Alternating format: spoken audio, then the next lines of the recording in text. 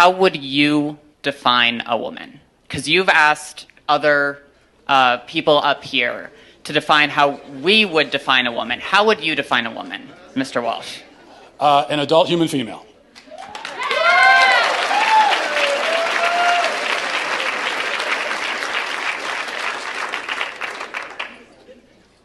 And how don't trans people, how doesn't a transgender woman fit that definition? Female. Because they're not female.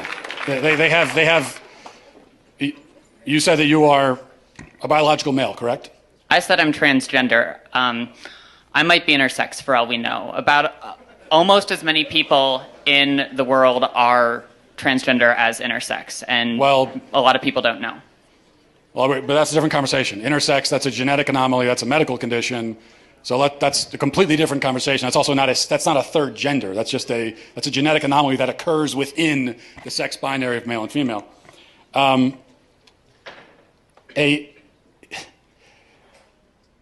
you're saying is that a quote-unquote trans woman is a female? By the definitions I'm familiar with, yes. So how would you define female? Through my training in healthcare, there are several different categories for how we define sex. People bring up chromosomes. People also bring up hormone levels. People bring up all sorts of other categories. Lots of people don't fit neatly into a gender binary, even people we don't consider to be intersex. It's a complicated spectrum. It's not complicated, but you also didn't define. So what is a woman? What is a female? What do these words mean? It's complicated, and I know you're not going to like that answer, but that's because there are no simple answers in human biology. Let me ask you a question. You guys, question. Just let me finish. You guys like to bring up high school level biology classes a lot. I get that a lot, but people who go on to more complicated biology classes will talk about sex as a spectrum. It's not. It's not. Well, biological researchers would disagree with you. Well, then they're full of shit, the ones that would say that.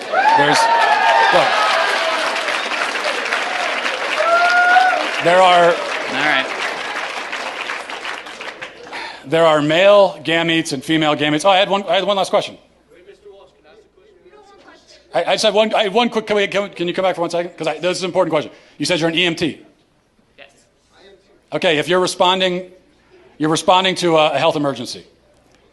Biological male, somebody with a penis, is having a medical emergency, and they say to you, "I think I'm having a miscarriage." Would you check them to see if they're having a miscarriage? Would you consider that a possibility for them?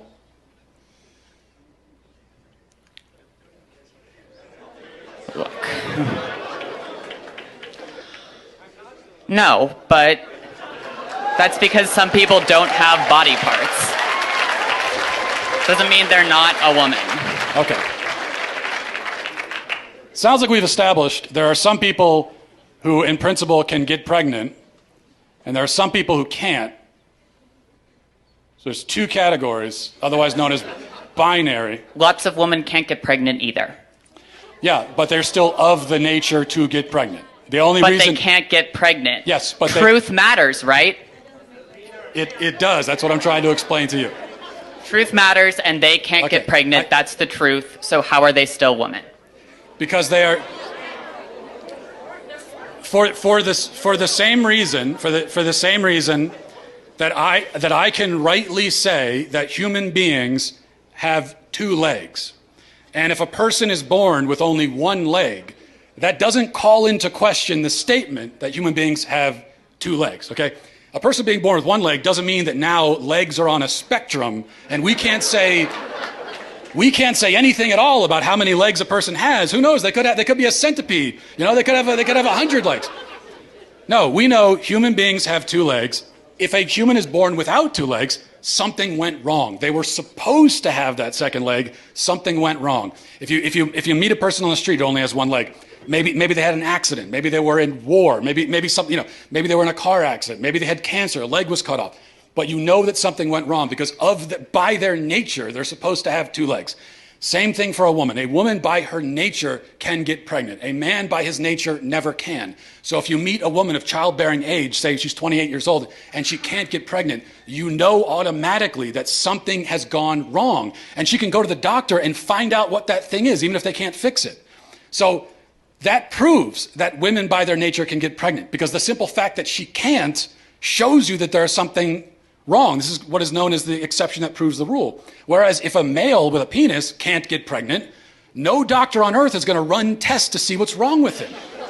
Because they already know it's that he's a male, and there's only male and female, those who can get pregnant and those who can't. So, that's it.